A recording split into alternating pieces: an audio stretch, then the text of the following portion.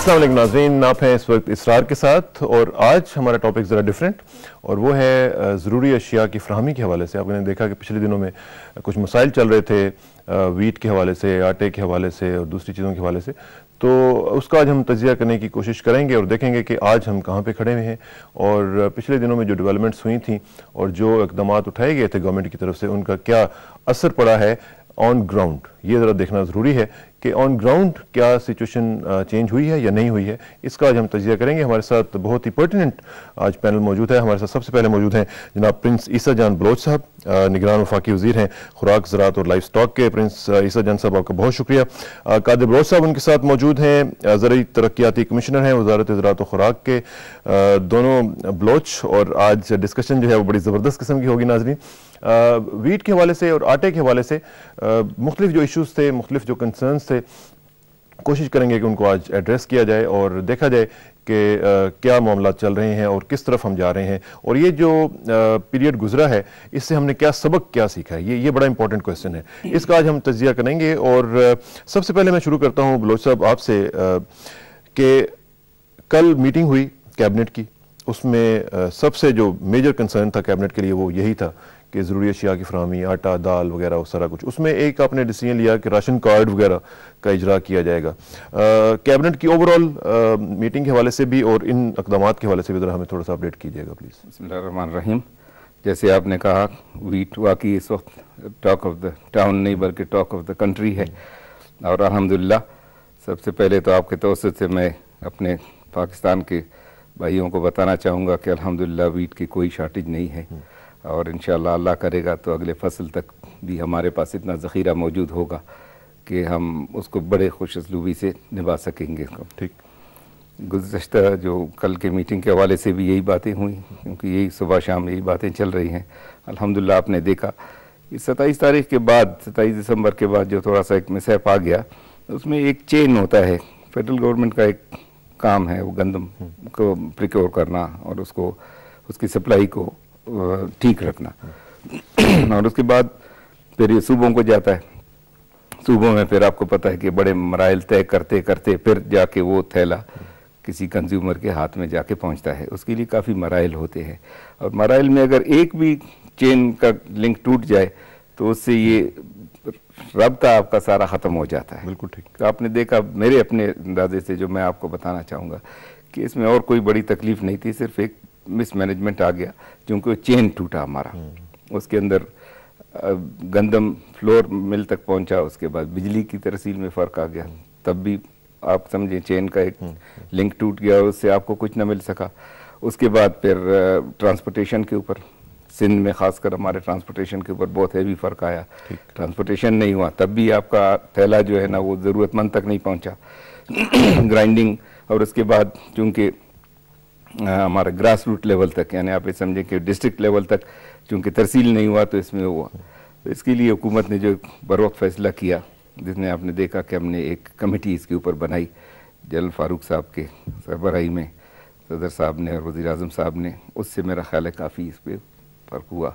वही गंदम था, वही मिलें थी, वही लोग थे, वही खाने वाले थे, सिर्फ वो चेन जब टूटा तो उसकी वजह से हमारे निज़ाम में फ़र्क आ गया। ठीक है। अच्छा, अब इसमें जो स्टेप्स उठाए गए हैं जिसमें मैंने जिक्र किया कि राशन कार्ड का, ये राशन कार्ड का आइडिया कहाँ से आया और किस लिए आया? राशन कार्ड का आइडिया जी अभी इस वक्त ऐसे स्टेज में है कि इसके ऊपर गौर ख़ौस अभी तक शुरू है। सिर्फ हमारा ये था कि हम, आपको पता है कि वीट गवर्नमेंट बड़ा सब्सिडाइज करके देती है और इस वक्त भी जो हम लोगों ने वीट मंगाया, इंटरनेशनल प्राइसेस जो है अगस्त के महीने में $220 टन के हिसाब से हम लोग मंगा रहे थे बाहर से।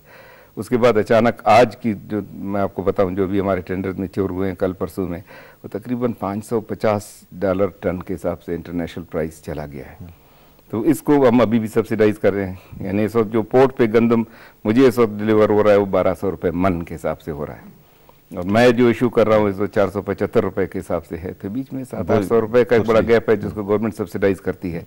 हम लोग ये चाहते हैं कि ये राशन कार्ड वाला निज़ाम या ये है, ये सिर्फ एक स्ट्रीमलाइन करने के लिए है ताकि कुछ उन लोगों को जिनको वाकई ज़रूरत है। अभी आप ये देखें कि पाकिस्तान का एक इंडस्ट्रियलिस्ट भी उसी रेट में गंदम आटा ख़रीद रहा है जिस पे एक $4000 तनख्वाहदार ख़रीदता है।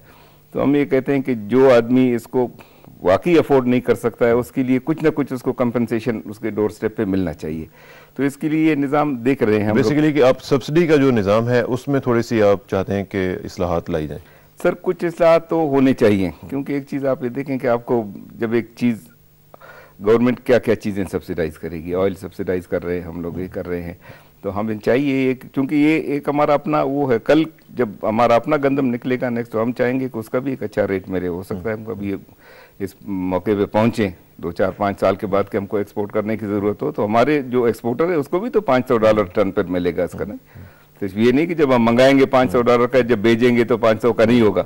तो ये हमारा है कि हमारा इसमें एक और जो क्वेश्चन उठता है, मैं कादिर बख्श बलोच साहब की तरफ भी जाना चाहूँगा, लेकिन आपसे ये मैं पूछना चाहता हूँ कि जो किसान है, किसान को अगर आप सब्सिडाइज करें और उसको इंसेंटिव्स दें और वो ज़्यादा से ज़्यादा वीट प्रोड्यूस करे ताकि उसकी जो प्राइस है वो कम हो, ज़्यादा प्रोडक्शन आएगी तो जाहिर है कि प्राइस कम होगी, तो अगर आप उसको इंसेंटिव दें और उसको बल्कि सब्सिडाइज करें तो वो ज़्यादा इफेक्टिव मैकेनिज्म नहीं हो सकता? डेफिनेटली होगा सर। ये मेरा सारा स्ट्रेस इसी के ऊपर रहा है। मैंने कल भी कैबिनेट में ये कहा है कि आप इंसेंटिव दे।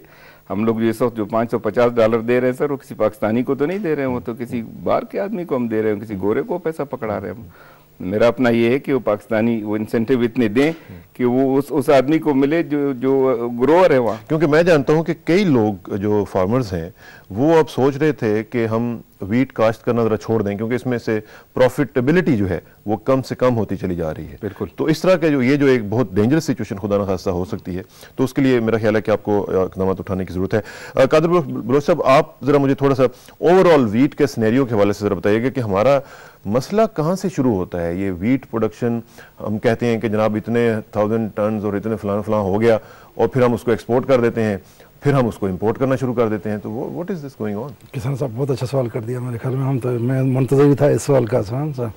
असल क्या है सर कि जो लास्ट ईयर था हमारा 4 ईयर स्टार्ट लेता है सर, मैं समझाता हूँ आपको कि सिस्टम क्या है कि मई से लेकर 4 ईयर स्टार्ट करता है और जाके अप्रैल में ख़त्म होता है। ये 4 ईयर हमारा कहलाता है। और आपका प्रोडक्शन ईयर है जुलाई से लेता है स्टार्ट और जून में जाके ख़त्म। ये प्रोडक्शन ईयर और 4 ईयर दोनों में फ़र्क है सर कि ये जो साल इस वक्त में चल रहा है, ये इसमें अभी जो 4 ईयर चल रहा है जो ये अप्रैल में ख़त्म हो जाएगा और इस वक्त प्रोडक्शन ईयर चल रहा है जो जून में ख़त्म हो जाएगा। तो लास्ट ईयर की जब हम प्रोडक्शन हमें मिली तो 23.7 मिलियन टन 23.3 मिलियन टन हमारी प्रोडक्शन थी लास्ट ईयर और 0.4 मिलियन टन हमारा कैरी फॉरवर्ड रहा। 23.7 मिलियन टन की हमारी टोटल अवेलेबिलिटी थी गंदम की। तो जैसे आपने अभी खुद बात की है सर कि फार्मर को क्या दें क्या ना लें सर। सिस्टम ये होता है कि farmer sir 4 stake holder market में होते हैं सर। एक होता है अपना फूड डिपार्टमेंट, पास्को, लोकल हमारा मिलर है और ट्रेडर, ये चारों मार्केट में होते हैं। लेकिन फिर भी अगर पिछले साल ये जो साल गया है इससे पिछले साल देखेंगे तो हमारी 415 रुपये कीमत थी, लेकिन काश्तकार को 360 से 380 रुपये तक प्राइस मिली। 415 किसी फार्मर को प्राइस नहीं मिली क्योंकि सब फोकस करते हैं कि फूड डिपार्टमेंट किस तरीके से पैसे दे रहा है। अब सिस्टम ये होता है कि फार्मर घर से निकलता है, वो अपने सेंटर तक जाता है तो उसकी जो दिहाड़ी होती है वो गई, फिर उसका किराया लगता है, फिर वहाँ पर बोरियाँ ली, फिर बोरियों पर दोबारा किराया दिया, फिर वहाँ पर गया अपने घर पर, फिर उसने बोरियों में गन्नम डाली, फिर वहाँ पर गया, इसमें और उसको ज़्यादा खर्चा हो गया। तो हम ये देखते हैं कि कैसे 40-50 रुपये फार्मर को इस पूरे चैन में चले जाते हैं एक मन पर। तो इस साल हुकूमत ने ये फैसला किया, हमारी मिनिस्ट्री ने खुद प्रपोज किया, ऐसी कोई नहीं कि भाई पता नहीं कई बातें आती कि जी क्यों हुआ क्यों नहीं हुआ।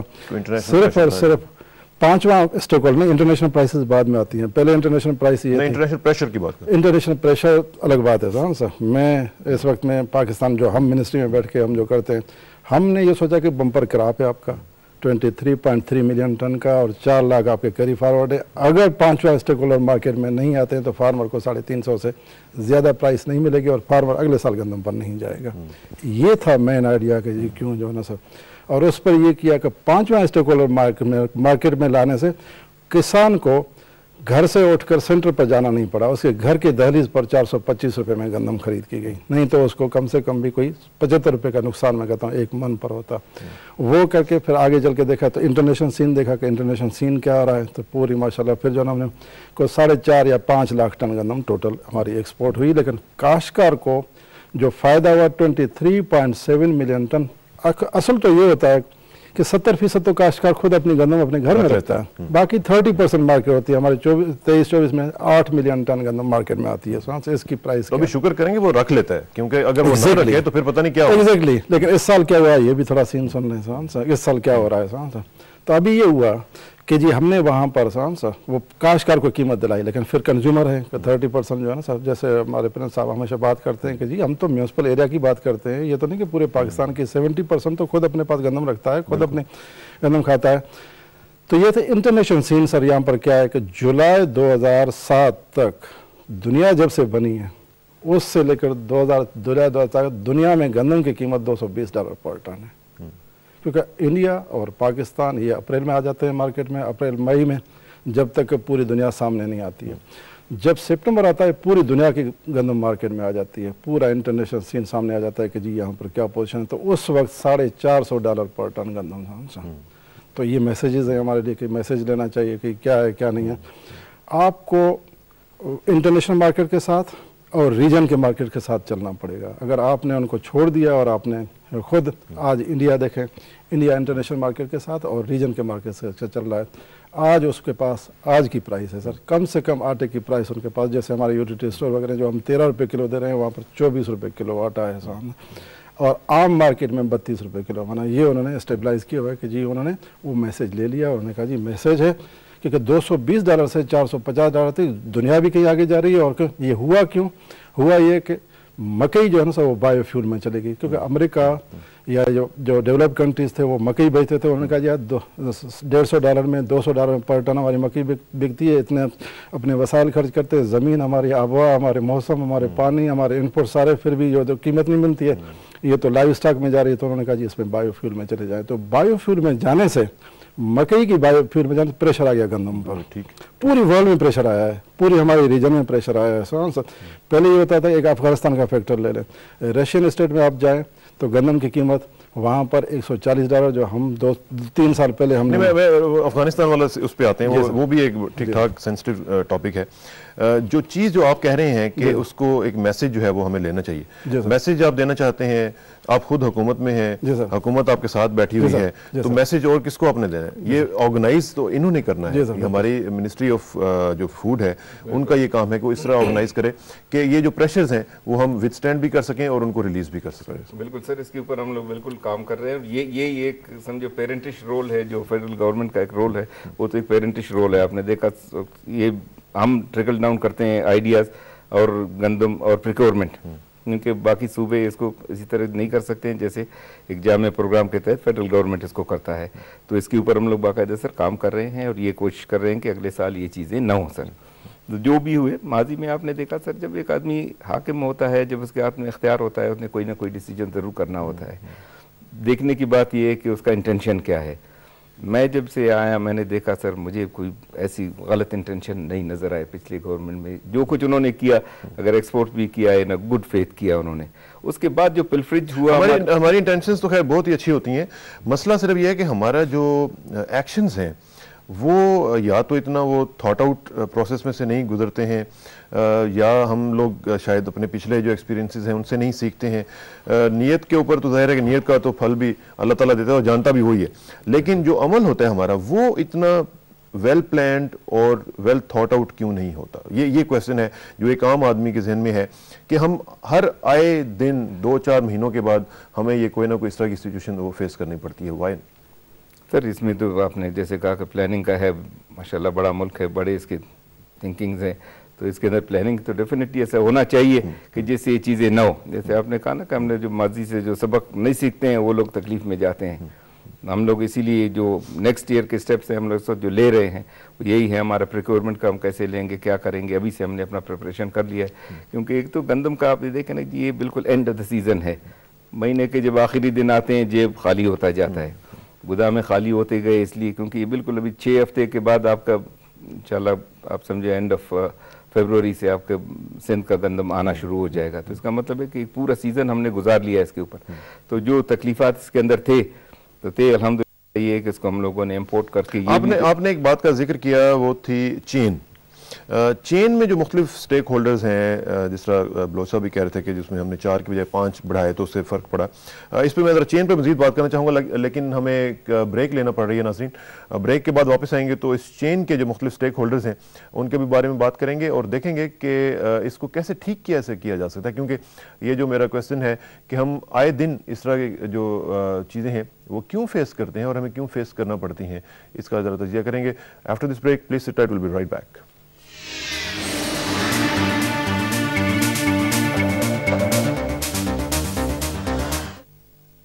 बच्चे को पोलियो से बचाव के कतरे कितनी दफा पिलवाए जाएं?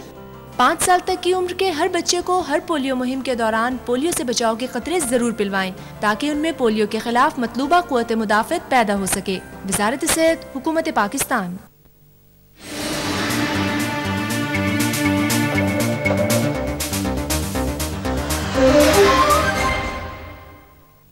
वेलकम बैक नाजरीन। बात हो रही है ज़रूरी अशिया की फराहमी के हवाले से और हम कैसे मैनेज करें।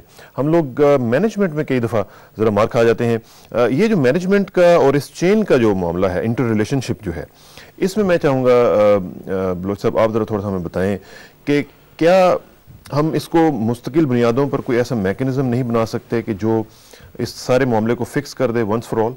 बिल्कुल कर सकते हैं जी। इसके अंदर मेरा अपना तो ओपिनियन यही है सर कि इसके अंदर बिल्कुल कोई ऐसे मैकेनिज्म होने चाहिए। बहुत सारी ऐसी चीज़ें हैं जिनको हम लोग खामखा अपने लिए करते हैं, जैसे शुगर का मामला। हुकूमत भी अभी इस पे आ गई है कि ये एक अगर प्राइवेट अदारा इसको करता है, जैसे राइस है हमारा, तो प्राइवेट अदारा उसको लेता है, उसको करता है, उसको जो हमारी ज़रूरत है हम उसको बता देते हैं कि ये ज़रूरत हमारी है, इसको आप रखें। और उसके बाद जितना है नेचुरली जब आपके पास एक्सेस होगा तो आप उसको रखेंगे तो क्या करेंगे, ख़राब ही हो जाएगा, तो उसको एक्सपोर्ट करेंगे जिससे हमारा पैसा आता है। कॉटन से आता था, इसी तरह हमारा राइस से आया, राइट हमारा एक्सपोर्टिंग आइटम है। क्या ये जो मुख्तलिफ शुगर की आपने बात की, वीट है, फ्लावर है, इसमें मुख्तलिफ क्या माफियाज हैं ये लोग जो आपके कंट्रोल में नहीं आते? और बाय द वे ये माफियाज हर जगह पे होते हैं। मसला ये होता है कि अगर आपका जो गवर्नेंस है वो इतना स्ट्रिक्ट है, इफेक्टिव है, तो वो फिर माफियाज को टाइटली कंट्रोल भी कर लेता है और उनको उस तरफ नहीं जाने देता जिस तरह वो लेके जाना चाहते होते हैं। बिल्कुल सही। तो हमारे यहाँ इस तरह का जो मैं बात कर रहा था मैकेनिज्म, वो इवॉल्व करने की जरूरत है जो इन माफियाज को भी कंट्रोल कर सके। एडमिनिस्ट्रेटिवली आप एक गंदम का ही ले लें सर। एडमिनिस्ट्रेटिवली गंदम इटसेल्फ फेडरल गवर्नमेंट उसको लुक आफ्टर करती है, प्रोविंसेस अपने करते हैं, लेकिन ये है कि उसको चूंकि मॉनिटर हम करते हैं, उनके गोदामों को भी अपने भी करते हैं, फिर उनको बताते हैं कि इस वक्त इशू प्राइस क्या है। पिछले दिनों में ये होता था कि 30% हम देते थे, यानी फेडरल गवर्नमेंट देती थी या गवर्नमेंट देते थे, 70% जो है ना वो बाहर से आता था। बाहर का मतलब है जो लोग लेके रखते थे, प्राइवेटली लेके रखते थे, उसको एंड ऑफ द सीजन होने की वजह से उनके स्टॉक्स भी काफ़ी ख़त्म होने शुरू हुए, ज़्यादा प्रेशर हम पे आया। इस वक्त तकरीबन 80% जो है ना गवर्नमेंट दे रही है। एज आज भी हमने 37,500 टन इशू किया है गंदम का सर, जो कि तकरीबन आप अगर इसका हिसाब लगाएं वो 12 करोड़ आवाम को पूरा करना चाहिए। और चूंकि आपने देखा नहीं पिछले दिनों में जो था, जैसे आपने कहा कि मिसमैनेज मैं इस तरीके से कहूँगा कि जब 4-5 आदमियों के हाथ में चला जाता है एक चीज़ सर, तो उसको फिर 100% मैनेज करना ज़रा डिफिकल्ट होता है। फिर खासकर उसके अंदर कुछ जुरिस्डिक्शंस होते हैं, फेडरल गवर्नमेंट का एक अपना जुरिस्डिक्शन है। अब मैं इंपोर्ट करूँगा, सूबे के पास इंपोर्ट करने का कोई ताकत नहीं है, मेरे थ्रू इंपोर्ट करेगा तो इंपोर्ट का जो एक हेडेक है, मंगाना, स्टोर करना, उसको शिपिंग करना, वो मेरा हेडेक है। उसके बाद फिर ये जाता है प्रोविंसेस के हाथ में, जितने उनकी ज़रूरत होती है, कोऑर्डिनेशन होता है। प्रोविंसेस के बाद फिर नेचुरली ये जब मिलिंग में जाता है, मिलिंग के बाद फिर ये इसको ग्रास रूट लेवल पे जाना होता है, वो लोकल गवर्नमेंट्स। तो आप ये समझिए कि 3-4-5 डिफरेंट एडमिनिस्ट्रेशन है। हमारा फूड डिपार्टमेंट है, प्रोविंशियल फूड डिपार्टमेंट्स हैं, फिर डिस्ट्रिक्ट में अगर आप ट्रिकल डाउन करें नीचे, जो हमारा नाज़मीन का निज़ाम आया है, इनके पास इनका एक अपना है। तो जब तक ये गंदम यहाँ से चल के आटा बन के एक आदमी के हाथ में जाता है सर, इसको काफ़ी चक्करों से गुजरना पड़ता है। तो एक भी अगर इसका लिंक, जैसे मैंने आपको कहा ना जी, अब इस वक्त जो ये मैनेजमेंट जिन्होंने है ये आए, इन्होंने कुछ नहीं किया, ना तो इन्होंने गंदम उगाया एक हफ्ते के अंदर, न इन्होंने कोई नया मिल लगाया, न इन्होंने कोई और बड़ा काम किया, मैनेज उसको किया बस। मैनेजमेंट को जरा थोड़ा सा ठीक किया। अच्छा कादिर बख्श साहब ये बताएं कि ये जो पूरा लिंक है जिस तरह अभी बता रहे थे कि चेन, इसमें वीकेस्ट लिंक कौन सा है जिसको सबसे ज्यादा और सबसे जल्दी इंप्रूव करने की जरूरत हो? ये जो अभी फूड कमेटी बनी है, बिल्कुल आपने जो सवाल किया इसी पर बनी है सर कि जी वीकेज लिंकेज कौन था और कहाँ पर जो है ना गैप था, जो है ना सर, जैसे अपने बलोच साहब ने बताई बात आपको कि जी federal ministry food and agriculture, हुकूमत पाकिस्तान, प्रेसिडेंट, प्राइम मिनिस्टर, इनका काम ये है कि जी गंदम मौजूद करें। ये हमारा काम है यहाँ पर बैठ के सुभान साहब। ये एक लिंक है सुभान साहब। अभी नीचे जो लिंकेज क्या बनते हैं कि जी हम प्रेमिसेस से पूछते हैं कि जी हमारे हर 15 दिन के बाद मॉनिटरिंग होती है, उनसे बुलाते हैं कि जी कहाँ किधर ज़रूरत है, अगर अपने मुल्क में गंदम नहीं है तो बाहर से मंगा के भी उनकी ज़रूरत पूरी करो। इसके बाद फूड डिपार्टमेंट्स, जो प्रेमिसेस के जो फूड डिपार्टमेंट्स हैं वो, उनके बाद उनके आगे फिर मिलों पर जाती है। तो ये हमारा लिंक जो फिर इसके बाद फिर डीलर्स हैं, कंज्यूमर्स हैं, ये हमारे लिंकेजेस हैं। तो कहीं ना कहीं ज़रूर गैप था जो उसको महसूस किया गया। क्योंकि गैप क्यों आया कि कीमत की वजह से। आप खुद इस पर थोड़ा तजिया भी कर सकते हैं, आप खुद देख भी सकते हैं कि जी दुनिया में गंदम की कीमत आज एक मन की कीमत 1200 रुपये मन है। पाकिस्तान में जब हमने ये जो लिंक को ठीक करने की कोशिश की थी उस वक्त में पंजाब में 800 रुपये और बाकी प्रोविंसेस में 900 रुपये। ये भी एक मैसेजेस हैं जो हम देखें। ये मैसेज जब हम मिले तो फिर जो ना प्रिंस साहब ने और मशावरत के साथ जो है सर वो चल के तो क्या किया आपने? तो यही किया जी, फूड कमेटी बनाई, फूड कमेटी बन गई और फूड कमेटी ने उसको मैनेज किया। उसने मैनेज लेकिन जो मैं चाह रहा हूँ कि हम इसको नेल के ऊपर हिट करें वो ये है कि जो भी वीकेस्ट लिंक है जी सर, उसको हम इस तरह ठीक कर लें कि ताकि हमें कल को 6 महीने के बाद या साल के बाद फिर दोबारा इस तरह की सिचुएशन फेस न करें। उस पर अभी ये किया गया है सर, उस पर मेरे से जो ना कि इससे इस साल काफ़ी लेसन जो है ना हमने लर्न किए हैं कि कौन कौन से लेसन थे और आगे क्या करना है क्या नहीं करना है। कि एक तो हम वर्ल्ड को देख रहे हैं कि जी वर्ल्ड की पोजीशन क्या है, आगे क्या आ रहा है। क्योंकि वर्ल्ड में पोजीशन ये आ रही है कि मैज़ के प्रेशर की वजह से जो मैज़ वहाँ से निकली है तो 20-25 मिलियन टन, 1-2 मिलियन टन नहीं सर, 20-25 मिलियन टन वो जो ना वहाँ से मैज़ निकल कर उधर चाहिए, उसकी गैप फिलिंग क्या कर रही है, वीट करेगी वहाँ पर। क्योंकि खुराक के लिए इस्तेमाल होती थी, फीड के लिए इस्तेमाल होती थी, लाइव स्टॉक पोल्ट्री के लिए इस्तेमाल होती थी। तो दुनिया में इस वक्त आपकी डिप्लीट हो रहे हैं जो स्टॉक्स हैं, जो रिजर्व स्टॉक्स हैं वो डिप्लीट हो रहे हैं। हाँ सर, तो उसके बाद फिर क्या है कि उसके प्रेशर आया कीमतों पर, एकदम कीमतें बढ़ी। तो एक तो इंटरनेशनल ये जो मैसेज है वो हम ले रहे हैं कि जी इंटरनेशनल मैसेज क्या है, फिर पाकिस्तान का मैसेज क्या है। इसलिए उठते ही ये फैसला किया गया है। पहले तो ये होता था कि जी सपोर्ट प्राइस पर करते थे कि फार्मर को जो सपोर्ट प्राइस मिलती है। अभी ये फैसला किया कि 5 मिलियन टन हम गंदम खरीद करते थे हुकूमत पाकिस्तान सब मुख्तलिफ सूबों के तवसत से, पास्को के तवसत से। इस साल ये फैसला हुकूमत ने किया कि जी नहीं, 5 मिलियन की जगह आप 7 मिलियन टन खरीद, मतलब 2 मिलियन टन हमेशा की तरफ से ज़्यादा सा। और दूसरा मैसेज ये है कि सपोर्ट प्राइस पे मत करो, ओपन मार्केट। उस वक्त में इंटरनेशनल मार्केट क्या होगी, हमारी मार्केट क्या है, और फार्मर को उसका ड्यू राइट दें तो कम से कम आगे वो प्रोडक्शन पर जाए। पहली बात, प्रोडक्शन जब तक फार्मर नहीं करेगा तो हमारे पास, क्योंकि जो वर्ल्ड का जो मैसेज आया है हिसाब से उसमें ये कि गंदम अपने पास होगी तो आप सेफ होंगे, अगर अपने पास नहीं होगी तो आप सेफ नहीं। एक तो मैसेज ये है सब। इसके बाद फिर आगे जैसे अभी राशनिंग पर सोच विचार हो, क्योंकि आज पोजीशन ये है कि अभी हम गए थे मुल्तान की बात मैं आपको बताऊं कि प्रिंस साहब खुद गए थे वहाँ पर। एक फार्मर से पूछा हमने कि जी क्या हो रहा है, उसने कहा जी बड़ा अच्छा काम हो रहा है कि जी हम अपनी गंदम मार्केट में 800 रुपये के हिसाब से बेच रहे हैं और मिल से जाके 600 रुपये की आटा लेके आ रहे हैं। तो ये भी हमारे लिए एक मैसेज है कि भाई ये भी नहीं होना चाहिए, क्योंकि आपकी 70% जो लोग अपनी गंदम रखते हैं वो अपनी, मैंने ऐसा मैकेनिज्म होना चाहिए कि वो अपनी गंदम खुद खाएं। नहीं वो ठीक है, मुल्तान का फार्मर आपके सामने भी बैठा हुआ है। मैं सिर्फ गुजारिश जो कर रहा हूँ वो ये है कि जो फार्मर है वो, ये जो आपने चेन बताया था उसमें सबसे ज्यादा अगर पिसता है तो वो फार्मर पिसता है। सर, उसके लिए इंसेंटिव्स बहुत कम है। सही, उसके लिए जो ओवरऑल अट्रैक्शंस हैं बिल्कुल सही, वो अब फार्मिंग में इतनी कम रह गई हैं कि लोग पीछे हट रहे हैं। सर उस पर हम ये कर रहे हैं, ये उसके लिए हम लोग सर अपनी तरफ ये प्रिंसिपल बताएंगे क्या क्या कर रहे हैं। ये अभी फेडरल गवर्नमेंट ने भी किया है और हमारा प्लान ये है कि बजाय इसके कि वो हमारी तरफ देके हमको उसके दहलीज तक जाना चाहिए। अभी हमने जो एक अपलिफ्ट स्कीम शुरू किया है उनका क्रॉप मैक्सिमाइजेशन का, उसमें ये है कि इस वक्त हमने 1000 विलेजेस लिए हैं जिसमें हम उन तक पहुँचेंगे और उनको सारे फैसिलिटीज़ जो उनके कंसर्न होंगे उसको उनके दहलीज पे देंगे। अल्टीमेटली इसको 15,000 विलेजेस तक ले जाना है। फेडरल गवर्नमेंट का एक बहुत बड़ा प्रोजेक्ट है, ये है फार्म इसके लिए। और उसके बाद फिर जो वाटर का जो कंजर्वेशन है, आपको पता है पानी हर साल कम होता जा रहा है। अगले साल हमारा 20% पानी कम होगा डैम्स की वजह से, दूसरी वजह से। तो इसके लिए जो ट्रिकल इरिगेशन है, जो हमारा ड्रिप इरिगेशन सिस्टम है, जो इनके ऊपर बहुत एक बहुत बड़ा मेगा प्रोजेक्ट इसके ऊपर शुरू हुआ है। कंसल्टेंट्स हमारे हो गए हैं, बलूचिस्तान में तो एक काम फील्ड में चला गया है। पंजाब में इंशाल्लाह आप देखेंगे कि विद इन 1 मंथ इसके ऊपर बहुत हेवीली काम शुरू हो जाएगा। और ये एक बड़ा मेगा तो इसका ये जो सिचुएशन जो मैंने आपको बताई है प्रिंस साहब, इसमें जो ओवरऑल इम्पैक्ट अर्बनाइजेशन की तरफ जा रहा है, बिल्कुल, कि लोग जो फार्मर्स जो हैं वो इधर से डिस्करेज होके आहिस्ता आहिस्ता मजबूर होकर फिर वो जा रहे हैं शहरों में, और प्रेशर जो पड़ रहा है वो अर्बन एरियाज पे पड़ रहा है। उसकी वजह से फिर आपको पता है कि अनएम्प्लॉयमेंट, ये क्रिमिनलाइजेशन और पता नहीं क्या क्या पूरी सोसाइटी में ये सारी चीज़ें हम देख रहे हैं। एक चीज़ मुझे ज़रा बताइएगा कि ज़ख़ीरा अंदोज़ी is also another problem. Definitely ये जो एक ऐसा इशू है कि जिसमें हम देखते हैं कि ये माफिया की मैंने पहले तो थोड़ी देर जिक्र किया था, इस तरह के जो लोग हैं उनको हम कैसे टैकल कर रहे हैं? उनके लिए सर इस वक्त तो आपने देखा जो एक ड्रास्टिक स्टेप हमने लिया वो यही था कि ज़ख़ीरा अंदोज़ों तक पहुँचे हम। हमने देखा कि हम लोगों ने कुछ बेनकाब किया, कुछ लिस्टें बन गई, हमने प्रोविंशियल गवर्नमेंट्स को भी दिए हैं। इसके अंदर जैसे आपने कहा ज़ख़ीरा अंदोज़ कहें, उसको जो कुछ कहें, मैं तो उनको मुल्क दुश्मन कहूँगा सर, क्योंकि एक आदमी किसी मुल्क दुश्मन को आपने किसी चौक के ऊपर खड़ा करके उसको कोई सजा दी है? सिर्फ ये क्वेश्चन इस वक्त तो लिया है सर। उसका बलूचिस्तान में कुछ लोगों ने उनको पकड़े गए हैं और उनके ऊपर कार्रवाई हो रही है, उनकी FIR दर्ज हो चुकी है। आपने देखा कराची में अभी कल परसों हुई, उन्होंने कहा कि मिल का माल था, लेकिन फिर भी चूंकि उसने सही जगह पे नहीं रखा था जहाँ से उसको डेजिग्नेटेड जगह था, तो 50,000 रुपये उस पर फाइन हुआ।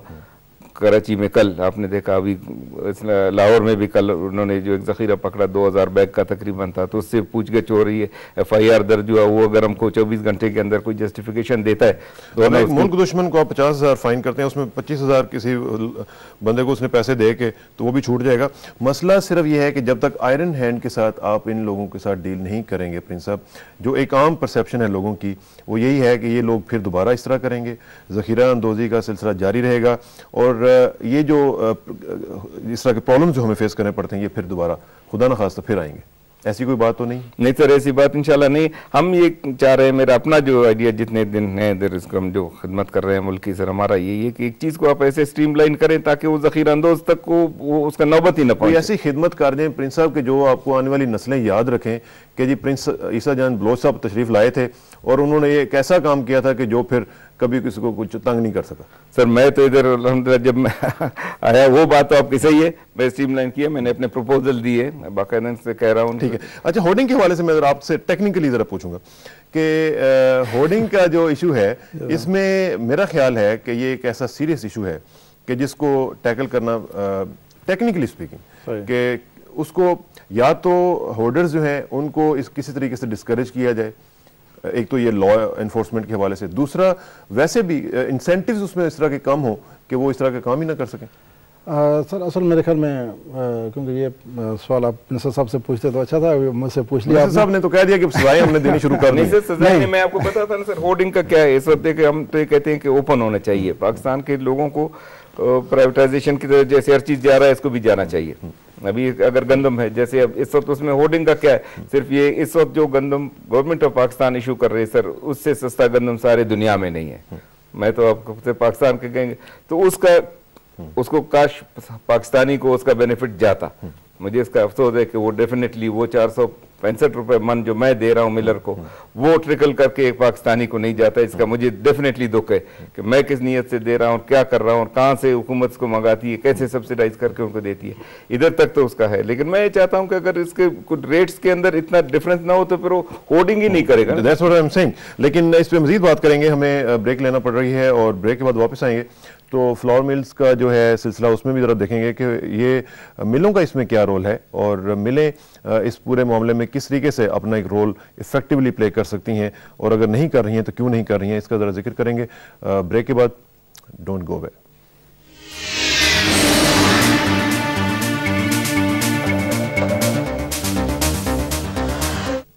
क्या पोलियो का इलाज मुमकिन है? पोलियो का कोई इलाज नहीं, सिर्फ पोलियो वैक्सीन से ही पोलियो से बचाव मुमकिन है।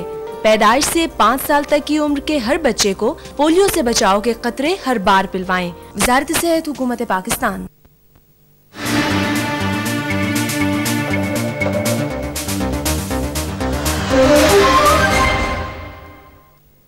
वेलकम बैक नाजरीन। बात हो रही है ज़रूरी अशिया की फराहमी के हवाले से और इस सिलसिले में हुकूमत ने जो इक़दाम उठाए हैं उनके हवाले से प्रिंस ईसा जान बलोच साहब हमारे साथ मौजूद हैं, निगरान वफाकी वज़ीर हैं खुराक ज़राअत के और लाइफ स्टॉक के। प्रिंस साहब ये बताएं मुझे कि ये जो फ्लोर मिल्स का हमने देखा कि कुछ लोगों ने तो गंदम उठाई नहीं, कुछ लोगों ने पिसाई नहीं की, मुख्तलिफ इश्यूज हैं इसमें। इनको कैसे रेगुलेट किया जाए ताकि ये ऑन देयर ओन इस तरह के डिसीजन जो मिल ओनर्स ले लेते हैं वो आइंदा से इस तरह के ना ले सकें? सर, मिल ओनर्स भी हमारे भाई हैं और ये मैं आपको बताऊं कि एक बड़ा ज़रूरी कंपोनेंट है उनका। हम नहीं कहते हैं कि सारे उनमें ख़राब है, लेकिन कुछ जैसे आपने निशानदेही की, डेफिनेटली कुछ लोग उसमें ऐसे थे जिनके मिल बंद है, उनको कोटेज मिल रहे थे। वो डायरेक्टली एक चीज़ जब आप बेच रहे हैं, जब आप एक मुर्गी साहब आपको तैयार करते हैं, उसको रोस्ट बना के आप 90 रुपए का बेचते हैं और कच्चा मुर्गी अगर 100 रुपए का बिकेगा तो आपको क्या जरूरत है, आप इतनी तकलीफ करेंगे उसको पिसाई करें वगैरह वगैरह कर, जब कच्चा मुर्गी आपको 100 रुपए में मिल रहा है। तो डेफिनेटली इसमें है, मगर मैं सबको ब्लेम नहीं करूंगा।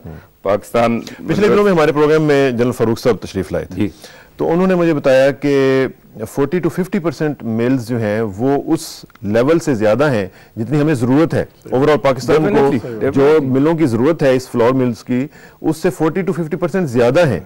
अब इसमें there is something wrong somewhere कि कुछ फिशी है इसमें कि इतनी मिल्स क्यों बन गई हैं, किस वजह से बन गई हैं, उनके लिए कोई हिडन इंसेंटिव्स मौजूद हैं तो बनी है ना? सर, उसमें देखें 25% तो मैं ब्लेम करूंगा उनको कि ठीक है, एक तो हम लोग बेड़ चाल है, जिसने देख लिया कोई अच्छी चीज चल रही है उसने जाके उसको बना लिया कि मिल में फायदा है, उन्होंने मिल बना दिया। स्टेटिस्टिक्स नहीं है, कोई गाइडेंस नहीं है वगैरह नहीं है, जरूरी हम लोग शायद कसूरवार होंगे इसके अंदर। लेकिन कुछ ऐसी चीजें हैं जिसके अंदर हम लोग कहते हैं कि जी उनमें अब कुछ बंद भी हैं। जैसे हम लोगों ने पहले किया कि जी जो मिल बनता है उसके हिसाब से, उसके मशीन के हिसाब से उसको कुछ ना कुछ गंदम दिया जाए, वो उसको पीसता रहे, उसके अंदर करता रहे। तो जो कैपेसिटी है हमारा, जो पाकिस्तान का डेली मिलिंग हमको चाहिए उससे तकरीबन दुगने से भी ज्यादा कैपेसिटी हमारे पास है। चलो कुछ हम कहते हैं स्पेयर है उसके, और ट्राई ये करेंगे जैसे अफगानिस्तान कह रहे हैं जी आप हमको, हम मंगा के गंदम मंगाएंगे, आप हमको पीस के दे दें, तो ये भी। तो उसमें डेफिनेटली कुछ लोग शायद इसी इंसेंटिव से लगाए कि उसका कोटा मिले। तो अगर इसको डिस्करेज किया जाए तो डेफिनेटली वो सोचेंगे या वो अपना मिल बेचेंगे या कोई और काम करेंगे। डिस्करेज तो प्रिंस साहब आप नहीं करना है ना, डिस्करेज तो किसी हमने तो सर अपना प्लान दे दिया उनको कि जिधर जिधर इनको जितनी जरूरत है अभी मिल को आप निकाल के सर उसको दोबारा पिघला तो सकते नहीं है इसको। और जो जैसे है आप कहते हैं मिलर भी सर इसके एक बड़ा हैवी कंपोनेंट है इस काम का, और उन्होंने बड़ा ताउन किया इसमें। जब हमने वक्त आया, जब हम सामने बैठे उनके साथ, हमने देखा कि जैसे लोगों के जहन में था कि जी मिलर बहुत खराब है, मैं कहता हूँ जी मिलर भी पाकिस्तानी है और बहुत बाइज्जत लोग हैं, और बड़ा हैवी कोऑपरेशन उन्होंने हमारे साथ किया। अभी उन्होंने रेड वीट के ऊपर हमारे साथ किया, क्योंकि रेड वीट और वाइट वीट के अंदर $200 का फर्क है। कल मैंने रिक्वेस्ट किया कैबिनेट को कि जी मजीद जो 6 लाख टन आ रहा है इसके ऊपर कुछ करे, तो मिलर ने हमसे कोऑपरेशन किया। उन्होंने कहा अगर हम इसका चोकर जरा ज्यादा निकालें तो रेड और वाइट में कोई फर्क नहीं है, ये हम एक नेशनल वो है, हम आपको करके देंगे, और कर रहे हैं सर। बाकी माफिया तो सर हर जगह हर जगह पे है। अच्छा कादर साहब ये मुझे बताएं कि अफगानिस्तान का जो मामला है वो कैसे हैंडल किया जाए? अब जाहिर है कि उनको भी जरूरत तो है, हमारे भाई हैं, हमारे हमसाए। रात तो फैसला तकरीबन हुकूमत ने कर लिया है सर। अफगानिस्तान का मैं आपको बताऊं कि तारीखी हैसियत से अफगानिस्तान हर वक्त हमारा 5वां सूबा रहा है, हम उनको देते रहे क्योंकि वो लैंड लॉक एरिया है, और उसमें भी आधे अफगानिस्तान को हम लोग देते थे। सदरन अफगानिस्तान को हर वक्त यहाँ से राशन जाता था, और नॉर्दर्न अफगानिस्तान जो है ना वो सेंट्रल एशिया से फीड होता था। अब फिर वही बात आ गई कि जब हमारा रेट सबसे कम है तो फिर वो सेंट्रल एशिया से क्यों ले, बल्कि सेंट्रल एशिया ऐसी उम्मीद में है कि हमसे हमारी गंदम तो सेंट्रल एशिया और फिर कई दफा तो रूस तक पहुंची भी होती है। जनाब रूस तक मुझे तो पता चला, मुझे किसी ने बताया कि नेपाल में भी पाकिस्तान का चपाती बिक रहा था, तो मुझे तो बड़ा अफसोस हुआ कि जी हम लोग ठीक है जरूर बिके। अगर सर हमारा इस वक्त हमारा बम्पर क्रॉप होता है तो हम कहते हैं ठीक है आप $500 पे अगर एक्सपोर्ट होता है इस वक्त, तो पाकिस्तान अगर फर्ज करे कल किसी कैपेसिटी में होता है कि वो 10 लाख 50 लाख टन एक्सपोर्ट करे तो उसको कितना बड़ा पैसा मिलेगा सर गंदम से। लेकिन ये कि जिस गलत तरीके से जाता है उससे नहीं जाना चाहिए। अभी हमने स्ट्रीमलाइन कर दिया, कल से हमने उनका जो जाने वाला निज़ाम था उसको तकरीबन बंद किया, और हुकूमत से हमने कहा हमारे राब्ते हो रहे हैं, फॉरेन ऑफिस में बाकायदा हमारा निगोशिएशन शुरू है। हम कहते हैं कि आप हमको नॉमिनेट करें कि आपको कितना चाहिए, हम आपको उस रेट पे देंगे। Government to government, government to government. कल ये डिसीजन हुआ, ये करजई साहब जब अपने विजिट पे थे उनसे मेरी बाकायदा बात हुई, उन्होंने मुझसे एग्री किया कि वाकई आपका गंदम आया और वो आगे निकला, हम इसके लिए ये सॉरी अबाउट इट, आइंदा नहीं होगा, आप हमसे रब्ता करें और हमको दें। उनका अपना भी गंदम जाता है सर, वर्ल्ड फूड प्रोग्राम के तहत उनका अपने गंदम भी है जो जाता है बाकायदा, वो चैनल होके सीधा जाता है, कुछ उनके पास पिसाई का निजाम है। लेकिन जो एक तो ये है कि गवर्नमेंट टू गवर्नमेंट जो अफगानिस्तान को जाता है, दूसरा जो स्मगलिंग होती है वो भी डेफिनेटली सर एक वो भी एक अच्छा खासा है। अभी अल्हम्दुलिल्लाह काफी हद तक इन्होंने कंट्रोल करके बंद किया। स्मगलिंग में आपको बताऊं सर कि अफगानिस्तान के साथ या ईरान के साथ एक बॉर्डर टू बॉर्डर हम लोग रहते हैं, एक भाई बॉर्डर के उस तरफ रहता है, एक यहाँ रहता है। मुझे उनकी कोई चीज जरूरत होती है, मैं शाम को आपको कहूंगा कि आप कल आते हैं तो मुझे एक थैला आटे का ला के दे, तो मैं आपको लेके देता। इतना लंबा नहीं, वो थैला तो चला जाए तो उसमें तो कोई हर्ज नहीं, लेकिन ये जो ट्रॉला जाता है पूरा, और फिर वो जहाज से सिर्फ अफगानिस्तान नहीं जाता, अफगानिस्तान से होता हुआ फिर वो आगे उज्बेकिस्तान और पता नहीं कहाँ से। अभी सर ये मैं आपको इंशाल्लाह वसूख से बताता हूँ कि ये गुज़श्ता 10, 15, 20 दिन से ये चीज़ नहीं है। अगर थैले वाला निज़ाम है उसके लिए मैं नहीं कह सकता हूँ, लेकिन ट्रक और जाना ये किस्म, इसके तो मैं आपको गारंटी देता हूँ कि इस किस्म की कोई चीज़ नहीं जा रही। तब तो जाके हमारा थोड़ा सा पोजीशन है ठीक हो गया ना सर। नहीं, यही तो कंसर्न है प्रिंस साहब कि जैसे ही ये आप थोड़ा सा लूज करेंगे इसको, नेटवर्क को, और वो फिर शुरू होगा, फिर बर्डन जो है वो आपके इस चेन के ऊपर दोबारा पड़ेगा। नहीं सर, मेरे ख्याल में यहाँ पर थोड़ा मिस कर रहे हैं थोड़ा सा। मेरे ख्याल में जो आप जो बात कर रहे हैं तो आज से अभी जो है ना सर, दिसंबर के बाद, दिसंबर और दिसंबर से पहले जाएं, पाकिस्तान की गंदम नहीं, आटा अफगानिस्तान के लिए कभी भी बैन नहीं था उस्मान से। ये मैं आपको बात बताऊँ उस्मान, हमेशा हम 6 लाख टन तकरीबन आटा अफगानिस्तान हमारा और रोड से जाता था, ऐसे नहीं कि गलत रोड से, और बैन नहीं था। लेकिन हमने दिसंबर में रियलाइज़ किया कि इस साल ज़्यादा आटा जाएगा, तो दिसंबर में फिर 35% ड्यूटी लगाई थी, लेकिन आटा बंद नहीं हुआ था। आटा कल रात जाके बंद हुआ है उस्मान सर। अभी तक अफगानिस्तान, ये एक हफ्ता पहले जब फूड कमेटी बनी थी, फूड कमेटी रास्ता रोके थे, मैंने ये 15 जैसे फूड कमेटी बनी थी उसमें रास्ते रोके गए थे, लेकिन बैन नहीं था। बैन रात जो है ना कैबिनेट ने या ईसीसी ने रात बैन कर दिया टोटल।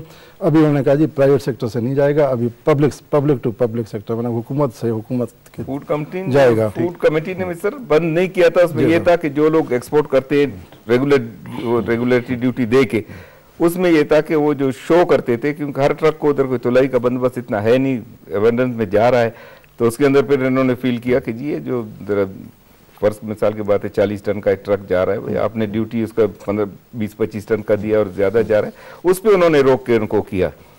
तो कल फिर ये फाइनली फैसला हुआ कि हम अभी इसको नहीं करेंगे, गवर्नमेंट टू गवर्नमेंट हम करेंगे, वो हमको बताएं, जितने उनकी डिमांड है हम उनको पहुंचाएंगे, बॉर्डर पे देंगे उनको, और उसका जो भी रेट हमको मिलेगा उसका डिफरेंस हम उनसे चार्ज करेंगे, जो इंटरनेशनल रेट है उसके, क्योंकि कहीं से भी लेंगे इससे सस्ता गंदम उनको नहीं मिल सकेगा। और पाकिस्तान एज ए ब्रदर उसको पिसाई या दूसरी चीज़ में उसमें हमारे फिर मिल्स भी पूरी ऑक्यूपाइड हो जाएंगे अगर हम उनके लिए भी करेंगे तो ठीक है। अच्छा, coming back to the domestic scenario, Kadar Bakhsh साहब ये बताएं कि अब पंजाब मेनली सपोर्ट कर रहा होता है पूरे प्रोविंसेस को, ठीक है, 80% जो है वो प्रोडक्शन यहाँ से जा रही है। अब वो प्रेशर भी पंजाब पे आता है, और पंजाब की फिर कई दफ़ा हम ये देखते हैं कि इंट्रा प्रोविंशियल जो मूवमेंट है वीट की, वो भी कई दफ़ा अनलॉफुल तरीके से हो रही होती है। सही। उसको फिर कैसे रोका जा सकता है? उसके लिए ये है सर कि मैं आपको बताऊं कि इस वक्त में तकरीबन जैसे 23.3 मिलियन टन लास्ट ईयर में, इसमें 80% पंजाब की प्रोडक्शन होती है। 18 मिलियन टन पंजाब की प्रोडक्शन है इसमें। पंजाब की अपनी खपत 10.5 मिलियन या 11 मिलियन टन है। 7.5 मिलियन टन के लिए ये जो इंटरनेशनल मूवमेंट कभी कभी बंद हो जाती है, कभी करते हैं, हालांकि हुकूमत नहीं मानती है, लेकिन नीचे पंजाब कभी कभी थोड़ा कर लेता है। तो उस पर भी ये बात भी आपको बताऊं कि पंजाब के फार्मर को गंदम की मार्केट चाहिए। पंजाब के फार्मर को 2 मिलियन टन सिंध जाती है, 2 मिलियन टन सुबह सरहद जाती है, ये गंदम आटा होके या गंदम, और बलूचिस्तान 5-6 लाख टन बलूचिस्तान जाती है, फिर आज़ाद कश्मीर, फाटा फाना, ये सारी उनकी मार्केट है। और इवन अफगानिस्तान भी पंजाब के फार्मर की मार्केट। मैं तो कहता हूँ अफगानिस्तान की मार्केट भी हमें गंवानी नहीं चाहिए, क्योंकि कोई मैकेनिज्म का जरूर करना चाहिए कि रेगुलेट कर लें। रेगुलेट जैसे रात कैबिनेट ने फैसला किया है, सही पड़ा, सही टाइम पर और सही फैसला हुआ है। तो उसके लिए ये है कि पंजाब को कभी भी रोकना नहीं चाहिए, क्योंकि इंटरनेशनल नहीं, लेकिन मुल्क के अंदर अगर पंजाब रोक लेता है तो फिर जो ना तो वहाँ पर भी प्रेशर आएगा। से कराची एक तो ऐसा फैक्टर है हमारा, कराची और पेशावर जो ना सर कोयटा, इसमें ऐसे, क्योंकि वहाँ पर गंदम बहुत ही कम पैदा, कराची में तो गंदम पैदा ही नहीं होती है। हाँ सर, सिंध जो है ना 3 मिलियन टन गंदम पैदा करता है, सिंध की ज़रूरत 5.5 मिलियन टन है, तो 2.5 मिलियन टन पंजाब से जाती है। अगर पंजाब अपनी मार्केट बंद करेगा तो वो कहेंगे जी हमें इंटरनेशनल मार्केट से लेकर आओ। इंटरनेशनल मार्केट समंदर के, जैसे हमें इस साल तो थोड़ा गंदम पर प्रेशर आया, लेकिन पिछले सालों में ये होता रहा है कि रशियन की गंदम आपके पास जो सेंट्रल एशिया है, इसकी गंदम आपके पास $140 पर टन आती थी, $140 पर टन। ये जो मकई की प्रेशर की वजह से इस साल प्रेशर आया है, नहीं तो इंटरनेशनल मार्केट ये होती थी, आपके पास गंदम, हमारे पास गंदम $180 में होती थी, उनके पास $140। 2 साल पहले हमने वहाँ से गंदम मांगी। होता ये था जो अफगानिस्तान वाला सीन है कि वहाँ पर अगर आटा बनता है उधर 140 में 50 रुपये आटे के डाल दें तो 190 रुपये बनते थे, और हमारे पास 180 में अगर 50 डालें तो 230। हमारा आटा महंगा था, हमारा आटा क्वालिटी के हिसाब से दुनिया में नंबर 1 आटा है, इसलिए अफगानी भी ज़्यादा हमारा आटा पसंद करते। आधे अफगानिस्तान हमारा आटा जाता था, आधे वहाँ से।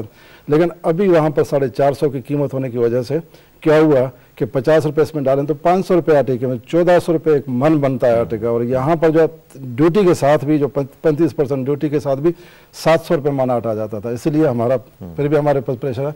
इसलिए मैं कहता हूँ कि मैकेनिज्म ज़रूर बनाएं, लेकिन पंजाब के फार्मर को मार्केट चाहिए। अगर आप सारा रास्ता रोकेंगे, ये करेंगे, कोई और कमाएगा, लेकिन पंजाब का फार्मर नहीं कमा सके। इसीलिए गवर्नमेंट ने बंद नहीं किया सर कभी, पंजाब गवर्नमेंट ने थ्रू आउट इस क्राइसिस कभी बंद नहीं किया। कुछ ऐसे बॉर्डर वाले नाज़मीन या कुछ ऐसे इस किस्म के कोई ड्यूटी बहुत छोटे, वो भी 24 घंटे के लिए 12 घंटे के लिए बंद हुए, तो जब भी हम पता करते थे तो गवर्नमेंट की तरफ से प्रॉब्लम गवर्नमेंट लेवल पे नहीं हुआ। गवर्नमेंट ऑफ पंजाब ने कभी बंद नहीं किया, जिसको कभी बैन नहीं किया, और इसमें बाकायदा हेल्प किया।